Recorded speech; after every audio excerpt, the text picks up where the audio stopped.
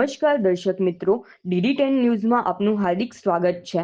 હું છું બોની પ્રિન્સ અને હવે જોઈએ આજના મુખ્ય સમાચાર। માલપુરના વાલ્મીકી આશ્રમ ખાતે સંત રવિદાસ મહારાજની 650મી જન્મ જયંતિ નિમિત્તે પવિત્ર કળશ વિતરણ। સંત શિરોમણી શ્રી ગુરુદાસ રવિદાસ મહારાજની પાવન જન્મજયંતિ વર્ષ નિમિત્તે સમરસતા સંકલ્પ અભિયાન અંતર્ગત માલપુરના વાલ્મીકી આશ્રમ ખાતે પવિત્ર કળશ વિતરણ કાર્યક્રમ યોજાયો હતો। કાર્યક્રમમાં ઇન્ચાર્જ સહિત જિલ્લા ભાજપ સંગઠનના હોદ્દેદારો, તાલુકા ભાજપ સંગઠનના હોદ્દેદારો, જિલ્લા પંચાયતના સદસ્યો, માલપુર તાલુકા પંચાયતના સદસ્યો, વિવિધ ગામોના સરપંચશ્રીઓ તથા આગેવાનો ઉપસ્થિત રહ્યા હતા। ઉપસ્થિત મહાનુભાવોએ સંત શિરોમણી ગુરુ રવિદાસ મહારાજને શ્રદ્ધાપૂર્વક નમન કરી તેમના જીવન અને આદર્શોને યાદ કર્યા હતા। આ પ્રસંગે પવિત્ર કળશનું વિતરણ કરવામાં આવ્યું હતું।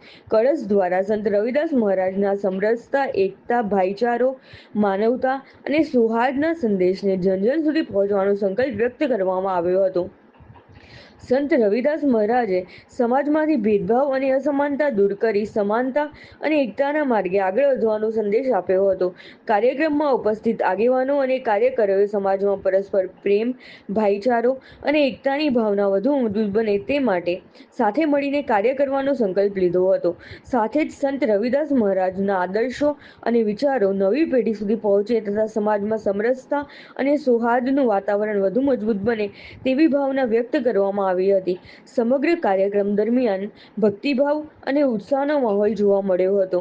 ઉપસ્થિત સૌએ સંત રવિદાસ મહારાજના આદર્શોને જીવનમાં ઉતારવાનો સંકલ્પ કર્યો હતો। રિપોર્ટર રમણભાઈ ખાંટ, માલપુર, અરવલ્લી। આજે માલપુર તાલુકાની સંત શિરોમણી રવિદાસની 650મી જન્મ જયંતિ નિમિત્તેની ભારતીય જનતા પાર્ટી સમરસતા અભિયાન અંતર્ગતની ટીમ મળી અને સંત રવિદાસની જન્મભૂમિ બનારસ ખાતેથી જે કળશ યાત્રા શરૂ થઈ અને ગુજરાત પ્રદેશમાંથી સીધા અરવલ્લી જિલ્લામાંથી માલપુર તાલુકામાં કળશ આવી પહોંચતો માલપુર તાલુકાની 39 પંચાયતોના ભારતીય જનતા પાર્ટીના કાર્યકર્તાઓ અને સરપંચશ્રીઓ, તાલુકા પંચાયત, જિલ્લા પંચાયતના ચૂંટાયેલા સદસ્યો અને આગેવાનોની હાજરીમાં દરેક ગામ સુધી આ કળશ પહોંચી જાય અને એનું વિધિવત રીતે સનાતન સંસ્કૃતિ મુજબ એનું સહસન્માન ઉજવણી થાય અને ગામની અંદર આ રથયાત્રા સ્વરૂપે ફરે એક પ્રકારનું આયોજન કરવામાં આવ્યું।